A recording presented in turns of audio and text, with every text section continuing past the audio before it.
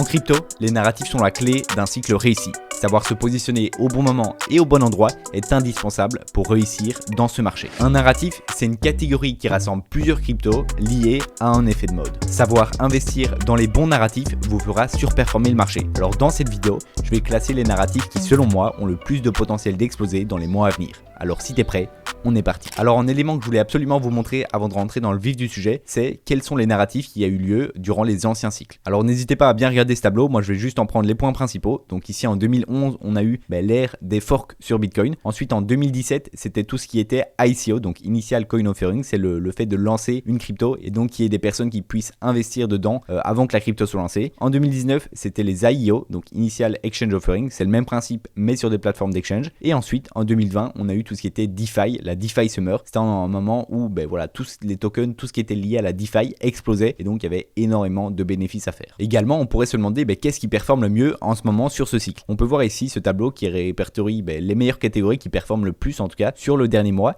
et on peut voir que c'est surtout les mêmes coins. Ensuite, on a l'IA. Ensuite, on a les services de data. Ensuite, on a les exchanges centralisés, social, RWA, etc., NFT, etc., etc. Mais donc, on peut voir si on fait vraiment en récapitulatif que c'est principalement les mêmes coins et l'IA, en tout cas sur les 30 derniers jours, qui ont le mieux performé. Maintenant, ceci étant dit, on se retrouve directement sur la tier list pour classer les différents narratifs. Donc, on commence avec le RWA, donc ce qui veut dire Real World Asset. Donc, c'est le fait d'apporter des actifs du monde réel dans la blockchain. Donc, ça a plusieurs avantages. Par exemple, ici, il y a une petite maison. C'est souvent l'exemple qu'on prend, comme quoi, si vous avez un bien dans le monde réel, vous pouvez le tokeniser sur la blockchain et donc par exemple si vous voulez le revendre, c'est beaucoup plus simple, il y a beaucoup d'avantages. Je ne vais pas rentrer dans tous les détails sinon ça serait très long, mais au moins vous avez un petit peu le contexte global. Et donc pour tout ce qui est RWA, il faut savoir que tout ce qui est gros fonds, les institutions, notamment BlackRock, ils investissent massivement dedans. BlackRock, ils adorent le RWA. En 2024 par exemple, ils ont lancé un fonds basé sur les actifs tokenisés et voilà, ils suivent vraiment cette narratif là et donc beaucoup de gens suite à ces annonces, ils pensent que les RWA vont monter assez fort étant donné qu'il y a beaucoup de liquidité qui va arriver sur ce marché. Personnellement, je suis aussi très bullish sur le RWA, c'est pour ça que je vais le mettre dans le A, pas le S, parce que je ne sais pas si on a encore vraiment des réels cas d'usage. Oui, il y en a, mais est-ce qu'ils vont être utilisés? Je ne sais pas encore. Il y a quelques plateformes qui permettent de le faire, mais pour l'instant, c'est un peu compliqué pour monsieur et madame tout le monde de comprendre l'intérêt et de l'utiliser. Et donc, pour chaque narratif, je vais vous montrer quelques cryptos qui sont intéressantes à surveiller. Donc, pour ce qui est RWA, on peut déjà voir ici au niveau du market cap qu'on est monté jusqu'à 57 milliards de dollars en mars. Donc voilà, ça reste un gros narratif. Là, on a quand même baissé un petit peu, mais je me fais pas trop de soucis pour la suite. Je pense qu'on arrivera facilement à dépasser son ancien ATH de mars. Et donc, au niveau des cryptos, on a le Link qui est vraiment indispensable dans tout l'univers crypto qui permet de fournir des oracles. On a également Avalanche qui est assez connu, mais bon, ça c'est des gros projets. VeChain, pas mal aussi. Mantra, ça j'investis pas mal dessus, notamment dans mon challenge. Je vous le mets juste ici si vous l'avez pas vu. Je vous le mettrai en fiche, n'hésitez pas à aller le regarder après la vidéo. Mon but c'est d'investir et de montrer mon portefeuille de manière totalement transparente chaque mois pour atteindre $1 million de capital crypto. Ensuite, on a Ondo également que j'investis pas mal. Et voilà, on a aussi IOTA comme plus petite crypto, RSR qui investit dans les bons du trésor. Ensuite, on arrive sur le deuxième narratif qui est tout simplement le social. Donc, c'est SocialFi. C'est vraiment tout ce qui va tourner autour de la présence sociale. Souvent, c'est au niveau des réseaux sociaux. Ça offre simplement plus de contrôle aux utilisateurs sur leurs données et leur contenu. Et donc, dans la pratique, je pense que ça va être très dur de faire changer les habitudes des gens. Tout simplement parce que sauf s'il y a vraiment des éléments qui ont d'énormes avantages. Pour l'instant, ce qu'on a vu au niveau du social et SocialFi, ça n'a pas été vraiment très concluant. Donc pour moi, je le mettrais tout simplement dans la moins bonne catégorie parce que pour l'instant, les résultats ne sont pas là et je vois difficilement comment on pourrait changer les habitudes de gens pour que ça atteigne vraiment le mass market. Au niveau des cryptos, on voit déjà que c'est une catégorie beaucoup plus petite avec ici seulement 300 milliards de dollars au niveau du market cap. Au niveau des cryptos, voilà, on commence à 400 ici dans le rank des cryptos. Je sais pas si elles sont toutes répertoriées sur CoinMarketCap, mais ici on a UX5 en première. Ça, c'est une crypto qui s'est lancée il n'y a pas super longtemps. Il n'y a pas d'historique de prix. Ça pourrait faire une belle performance sur ce cycle, à voir comment ça se passe. Mais ici, il faudra faire attention au vesting parce qu'il y a encore beaucoup de libération de tokens. Et sinon, une deuxième crypto que j'avais pas mal regardé il y a un petit temps, c'est OnlyOne. Étant donné que son objectif, c'est de faire un OnlyFans sur la blockchain. Donc, on sait que ce genre de marché, ça englobe énormément de liquidités. Donc, à voir comment ça performe. Mais voilà, c'est un pari qui reste assez risqué parce que vous voyez, on est qu'à 18 millions de dollars de market cap. Donc, ça reste des petites cryptos. Donc, comme je vous l'ai dit, c'est pas un market cap dans lequel je miserai, mais ça reste toujours intéressant à surveiller. Ensuite, on a le narratif Memecoin. Donc, ça, c'est un narratif qui a très bien performé durant les derniers mois,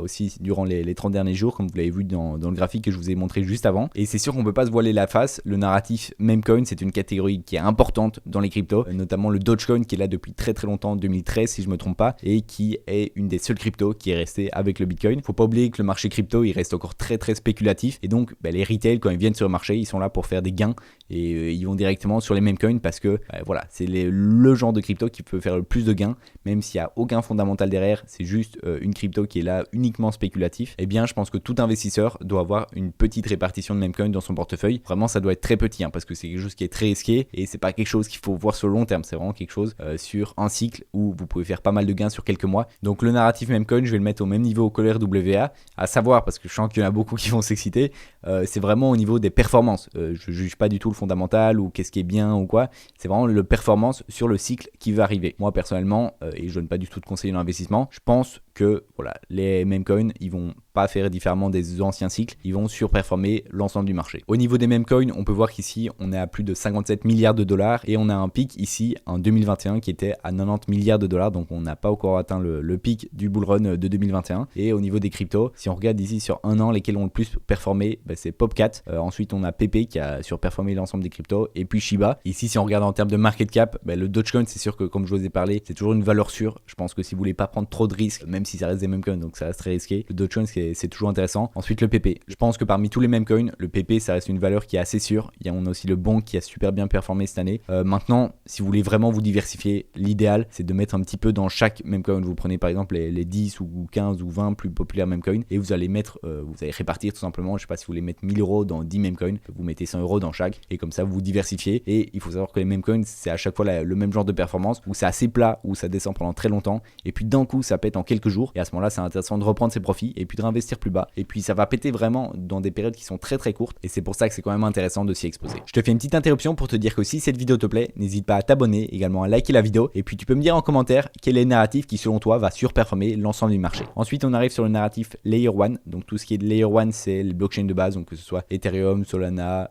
Tron, bref toutes les blockchains comme ceci. Et donc l'objectif dans Layer 1 c'est d'avoir le meilleur trilemme de la blockchain. Donc le trilemme de la blockchain, je sais pas si vous en avez déjà entendu parler, c'est tout simplement comme on le voit sur le graphique ici, la sécurité, la scalabilité et la décentralisation. Le Layer 1 parfait serait celui un petit peu qui soit en plein milieu de ces trois points là. Par exemple Bitcoin on le place un petit peu ici, assez proche de la sécurité et de la décentralisation, mais pas tellement de la scalabilité. Alors que Solana, il est pas très décentralisé ni sécurisé, mais il est plus scalable. Ethereum c'est pareil, Ethereum 1.0 il était décentralisé et sécurisé, alors qu'Ethereum 2.0 il est plus scalable, mais du coup il est moins sécurisé. Maintenant c'est assez compliqué de venir concurrencer le marché des Layer 1 avec tout ce qui est Ethereum, Solana, la BC, Avalanche, etc. Et la plupart du temps le succès dans Layer 1 ça va surtout dépendre de sa communauté de développeurs et d'applications, parce que il faut également que tout l'écosystème autour soit bien développé pour que la Layer 1 soit simplement utilisable par le grand public. Au niveau des plus grosses Layer 1, je suis ici sur Dabradar qui est un site qui répertorie pas mal de données. Ici j'ai classé par le volume des applications décentralisées. On pourrait trier également par la TVL, mais ça nous donnerait un petit peu le même type de résultat. Et ici dans les plus grosses on a bien sûr Ethereum, la BNB, Tron, Aptos, Ton, Solana, Sei, Celo, bref on a souvent les mêmes noms qui reviennent un petit peu. Et si maintenant on vient voir au niveau des cryptos, on a déjà ETH qui est du coup la deuxième plus grosse crypto avec 315 milliards de dollars, donc c'est assez énorme. Personnellement je suis pas forcément bullish sur Ethereum, j'en ai même pas dans mon portefeuille, donc c'est pas quelque chose que je conseillerais forcément, même si je fais pas de conseil d'investissement, c'est plus mon avis personnel. Le BNB ça peut être intéressant, mais il a déjà très bien performé au dernier cycle. Le Solana, c'est vrai que c'est une crypto qui est très intéressante à regarder. Je pense que c'est intéressant d'en avoir également dans son portefeuille, parce qu'il y a beaucoup de choses qui se passent sur Solana, et donc ça m'étonnerait pas que Solana continue à monter en capitalisation, peut-être prenne un petit peu de part de marché d'Ethereum. Ensuite on a le Toncoin qui, ça pour moi je suis assez bullish, c'est une nouvelle crypto qui est montée très vite, qui est en lien avec Telegram, mais c'est vrai que ça touche plus le grand public, et donc je pense que c'est une très bonne stratégie. Maintenant elle a vraiment très vite monté en market cap, elle est déjà 10e, donc à voir comment ça évolue, mais c'est vrai que le Ton ça reste intéressant. Le SUI ça reste une crypto très intéressante que je vais beaucoup surveiller. Faudra juste faire attention au vesting, parce qu'il y a beaucoup de tokens qui vont être relâchés, mais si on a une force acheteuse suffisante, je pense que le SUI il va faire de très bonnes performances. Et donc au niveau du narratif Layer 1, je vais le mettre au niveau B, étant donné que ça reste en gros narratif, donc je pense qu'il va pas mal évoluer, mais contrairement à des plus petits narratifs où les cryptos sont plus petites et donc il y a beaucoup plus de performance à faire, ici je pense que ça va être compliqué qu'il y ait des nouveaux Layer 1 qui sortent de nulle part et qui vont surperformer le marché. Donc voilà, ça va bien performer, mais ça va être des grosses cryptos qui sont déjà bien en place, donc ça va pas faire des performances performance énorme. Ensuite, on a l'IA, l'intelligence artificielle. Donc ça, c'est vrai que depuis 2 ans, c'est un domaine qui ne fait qu'exploser. Il suffit de regarder l'utilisation d'OpenAI ou juste la performance d'NVIDIA qui permet d'entraîner ce genre de modèle d'IA. Certains parlent d'une bulle. Moi, personnellement, je pense qu'il y a encore énormément de choses à faire, qu'on n'est qu'au début. Donc, je vais le mettre dans S, donc la meilleure catégorie au-dessus de RWA et les mêmes. Parce que, voilà, il y a tellement de choses qui se passent en ce moment sur l'IA. Pour l'instant, on est sur quelque chose d'un petit peu plus calme. Mais pour moi, avec GPT-5 qui va arriver, avec toutes les nouveautés qui risquent d'arriver en 2025, je pense que l'IA, c'est vraiment un narratif qu'il ne faut pas mettre sur le côté. Et c'est vrai que mon portefeuille, moi, il est fort exposé en termes de crypto IA, mais c'est parce que j'y crois assez fort. Après, vous vous demandez peut-être quel est le rapport entre les cryptos et l'IA. Alors, bien sûr, il y en a beaucoup qui mettent juste IA comme buzzword et qui vont juste ne rien faire par rapport à l'IA. Mais il y en a d'autres, ça va être vraiment l'utilité d'entraîner des modèles d'IA, parce que pour qu'une IA, elle se développe bien, eh bien, elle a besoin d'énormément de data, de ressources, et la blockchain, elle peut apporter pas mal d'avantages avec tout son côté décentralisé. Et d'ailleurs, on va justement aller voir les cryptos dans cette narrative. Déjà ici, si on regarde en termes de market cap, on peut voir l'évolution qui est énorme à partir de ici, il faut à la fin 2023, vers novembre, décembre 2023. On a vraiment eu une montée qui était énorme. On est passé ici de 4,4 milliards à plus de 45 milliards. Donc on a fait en x10 en l'espace de quelques mois. Donc personnellement, pour moi, l'IA, c'est un narratif phare de ce cycle. On l'a vu un peu tous les narratifs en fonction des différents cycles au début de vidéo. Et bien pour moi, l'IA, ça peut être le narratif du cycle 2024-2025. Au niveau des performances, par exemple sur un an,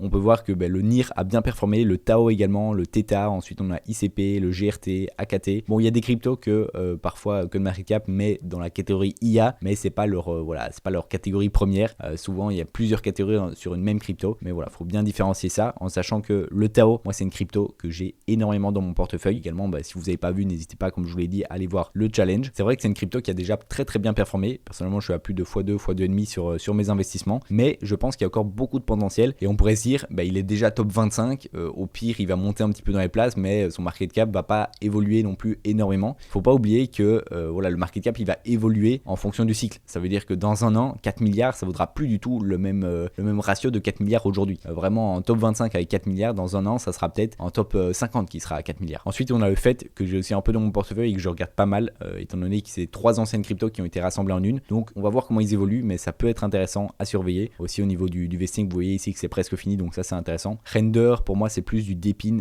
que du RWA, on va y revenir par la suite, mais ça reste intéressant. Injective également, et voilà, sinon il y a plein d'autres cryptos qui sont plus petites. Moi personnellement dans tout ce qui est IA, j'aurais sur des grosses cryptos comme je vous l'ai dit, soit Bitensor, FET, Injective. Il y a parfois des plus petites cryptos qui sont aussi intéressantes comme le Arcam ou le Flux. Faites vos propres recherches de votre côté, mais l'IA pour moi c'est un narratif qui va très très bien performer durant les prochains mois. Ensuite on a tout ce qui est DeFi, donc si vous avez bien regardé le début de la vidéo, le DeFi ça a surtout explosé durant l'été 2020 où c'était ce qu'on appelle le DeFi Summer, où vraiment tous les projets crypto en lien avec la DeFi ont explosé, et je pense que ça reste un narratif qui est intéressant pour ce bullrun. C'est pour ça que je vais le mettre au même niveau que les Layer 1. Je vais vous expliquer pourquoi. Alors tout d'abord, on a pas mal d'indicateurs qui montrent qu'il y a un regain au niveau de la DeFi, que ce soit au niveau des stablecoins. On peut voir qu'ici il y a de plus en plus de stablecoins qui arrivent sur le marché, ce qui est assez bullish au niveau de la DeFi, parce que la DeFi c'est tout ce qui va être finance décentralisée, et les stablecoins sont en gros point au niveau de cette narrative là. Il y a également une croissance au niveau de la TVL sur la DeFi, donc tout ce qui va être la valeur qui va être bloquée dans les protocoles DeFi. On a également une hausse au niveau des prêts décentralisés, et au niveau du trading également sur les DEX, il y a de plus en plus de liquidités qui rentrent. Donc pour moi tous ces éléments font que déjà sur les datas on voit qu'il y a plus d'argent et plus de flux qui arrivent dans la DeFi, et donc il faut bien comprendre que tout ce flux de liquidité il va dans certains protocoles, et ces protocoles ils réalisent des bénéfices en prenant des frais ou des commissions, ça dépend bien sûr du business model, mais pour la plupart ces protocoles ils ont bien sûr un token, et donc ça bénéficie à celui-ci si la plateforme fait de plus en plus de revenus. On est déjà à 90 milliards de dollars, donc ça reste un narratif qui est quand même assez gros. On a des gros acteurs comme Avalanche, Link. Bon, vous voyez qu'il y a certaines cryptos qui reviennent dans plusieurs narratifs, ça faut bien le comprendre, et ça peut être un avantage parce que si il est dans plusieurs narratifs qui sont assez hype, comme par exemple je sais pas l'IA, RWA, DePIN, si ça cumule plusieurs narratifs, ça peut être assez haussier, parce que dès qu'il y en a un qui va exploser, sa capitalisation va aussi exploser, même si peut-être qu'il y a qu'un tout petit peu d'IA ou qu'il y a un tout petit peu dans ce cas-ci de DeFi. Donc Chainlink, comme je vous l'ai dit, ça reste un acteur qui est assez important dans les cryptos. Uniswap, on a des nouvelles importantes également au niveau des libérations de tokens qui se sont terminées, il me semble c'est en août 2024, donc on n'a plus de libération de tokens, ce qui fait que la pression vendeuse qui était effectuée depuis plusieurs années, elle se finit maintenant. maintenant. Donc il pourrait y avoir un nouveau potentiel de croissance sur cette crypto-là. On a également AAV qui est assez intéressant, qui est dans un range depuis assez longtemps, comme vous pouvez voir. Bon, on le voit pas très bien sur ce graphique-ci. Voilà, donc on le voit mieux sur ce graphique en journalier. Et donc AAV, c'est un protocole de prêt et d'emprunt. Et on peut voir qu'il était en range depuis ici mars 2022. Et on vient de sortir depuis peu de ce range. On a fait un pullback. Donc le graphique est assez beau. À voir comment ça évolue. Mais moi, c'est une crypto que je vais surveiller. On a ensuite MakerDAO avec son stablecoin, le DAI. Donc il génère pas mal de revenus et il le réinjecte dans la crypto Maker. Donc ça peut être une crypto qui est intéressante. Pour l'instant, elle n'a pas encore très bien performé. Et ils investissent également voilà, avec des collatéraux sur les bons du trésor américain. Sinon ici, on a aussi Mantra. Donc vous voyez, ça se rejoint entre narratifs. Je vous en ai parlé tout à l'heure. La crypto injective aussi ici. Sinon, dans les cryptos plus petites, on a Curve, donc avec son ticker CRV, qui a un projet qui a pour but de garder les stablecoins à une valeur 1 pour 1. Donc ça, c'est un projet qui est intéressant. Pour l'instant, j'en avais pas dans mon portefeuille parce que les tokenomics c'était horrible. Mais depuis août 2024, eh bien, ils ont arrêté la libération de tokens. Donc on arrive à la toute fin. Je pense qu'ils l'ont fini depuis août ou septembre. Donc c'est un projet que je vais surveiller comme Uniswap pour voir si le fait qu'il n'y ait plus de libération de tokens, ça permet de bénéficier à sa hausse. Ensuite, on a le narratif d'Epin. Donc ça va être toute l'infrastructure pour des réseaux décentralisés. Personnellement, ça, j'y crois un petit peu moins que le RWA, même si ça reste deux catégories qui ont certaines ressemblances. Je le mettrai juste en dessous de RWA, même s'il y a des projets très intéressants, comme par exemple le Render que je regarde beaucoup, qui je trouvais intéressant. Tao, ça a également des liens. C'est plus IA que d'Epin, mais il y a également un petit peu de liens. Donc ça reste des cryptos qui font des croisements, comme je vous l'ai dit tout à l'heure. Il y a AR que je regarde aussi pas mal. Sinon ici, au niveau des plus petites cryptos, on a Octaspace qui est un projet qui est pas mal et qui est nouveau. Donc à voir comment il évolue, mais c'est vrai que je le surveille pas mal. Et également Fluence ici, FLT. Ensuite, on a le narratif Bitcoin. Donc c'est vrai que c'est un narratif qui est un peu sous-coté parce que au cours il y a quelques années, c'était impossible de construire autour de Bitcoin. Maintenant, il y a beaucoup de changements qui ont eu lieu et donc il y a la possibilité d'avoir de la DeFi autour de Bitcoin. Donc je le mettrai pas sur un projet qui va très bien performer, je le mettrai dans C parce que je pense qu'il y a quand même pas mal de projets qui peuvent bien se porter derrière. Mais voilà, c'est sûr que Bitcoin, on le voit surtout comme une réserve de valeur et je pense que c'est important de garder comme tel. Donc c'est vraiment tout ce qui a été Ordinals, BRC20 ou encore les Runes qui ont vraiment redéfini les limites de Bitcoin. Ces narratives-là, je pense qu'elles vont avoir du mal à se relever, mais il y a quand même eu beaucoup de bienfaits au niveau de Bitcoin pour qu'il y ait de la DeFi tout simplement autour de Bitcoin. Et donc dans ce genre de projet, le plus connu, je pense, ça va être Core ici qui est 77e en termes de rank et qui a un prix qui est pour l'instant assez dégueulasse, mais qui répond à un réel besoin sur Bitcoin. Avec ce genre de projet, vous pouvez tout simplement bridger vos Bitcoins sur la blockchain Core et vous pouvez faire travailler vos Bitcoins, que ce soit avec du stacking, bridger vos tokens, faire du liquidity mining, du trading on-chain, swapper des cryptos, bref, il y a vraiment pas mal de choses à faire. Et donc Core, il répond à ce besoin-ci. Donc à voir comment ça évolue. Pour l'instant, je vais pas vous mentir, c'est pas le genre de crypto dans lequel j'investirais, mais le projet reste intéressant et c'est pourquoi le narratif, je le mets dans C. Je pense que ça va pas être celui qui va performer le plus. Au niveau des stablecoins, je sais pas si c'est vraiment un narratif, je vais le mettre dans D parce que il y aura pas énormément de performance sur les stablecoins. Maintenant, je pense qu'il va y en avoir des nouveaux qui vont arriver sur le marché durant les prochaines années et je pense que c'est quelque chose qui reste très indispensable au marché crypto étant donné que ça nous permet d'avoir quand même cette stabilité sur les cours et en fin de bull run par exemple, c'est très utile. Donc c'est quelque chose à garder en compte. Et d'ailleurs, faut pas oublier qu'en fin de bull run, il faudra bien se diversifier en termes de stablecoin pour pas avoir fait énormément de bénéfices durant tout le cycle et puis à la fin du cycle, juste mettre tout sur un stablecoin, par exemple l'UST comme au dernier cycle et au final il y a un problème sur ce stablecoin là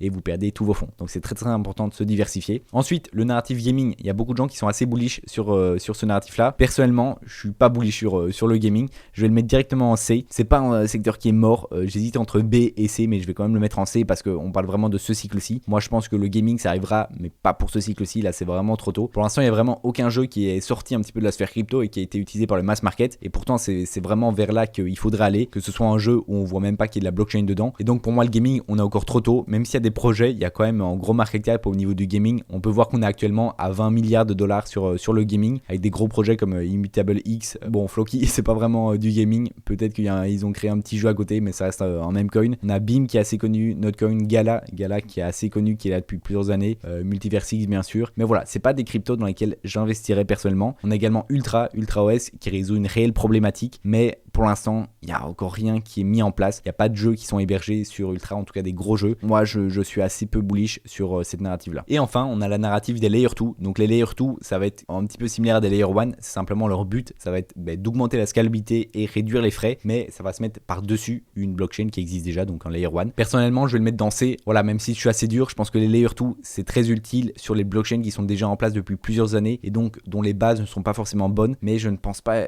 En fait, il y en a tellement des Layer Layer 2 qui promettent avoir voilà, une scalabilité énorme, des frais énormes, sauf que dans la réalité, en fait, ils sont pas utilisés. Donc c'est pour ça que j'ai un peu de mal avec les Layer 2. Ils vont peut-être performer, mais je pense que par rapport à, par exemple, IA, RWA, les Memecoin, le Depin, tous ces narratifs-là, pour moi, ils vont mieux performer. Après, ça reste qu'un avis. N'hésitez pas aussi à mettre en commentaire votre avis. Et si on vient voir aussi au niveau des cryptos, donc on est à 12 milliards de dollars. Je sais pas pourquoi il m'a mis en euros, mais c'est assez similaire. Et donc ici dans les cryptos, on a Optimism, on est Arbitrum, Polygon. Polygon, c'est une crypto qui peut être intéressante à garder, même si au niveau du graphique, ça fait plusieurs années qu'elle est là et donc on performe pas très bien. On peut voir qu'on fait à chaque fois des plus hauts de plus en plus bas, donc c'est pas très bullish. Personnellement, comme je vous l'ai dit, c'est pas quelque chose dans lequel j'investirais. Starknet qui a fait un démarrage qui est assez catastrophique. Il y a certaines cryptos qui sont intéressantes, certains projets qui sont intéressants, mais moi c'est pas quelque chose dont j'irai forcément pour ce cycle-ci. Ok, donc on arrive à la fin de cette vidéo. N'hésite pas à me dire en commentaire ce que tu en as pensé, également quel est ton narratif ou ta crypto favorite pour ce cycle. Et puis tu peux regarder cette vidéo qui est le dernier épisode de mon challenge pour atteindre 1 million de dollars crypto.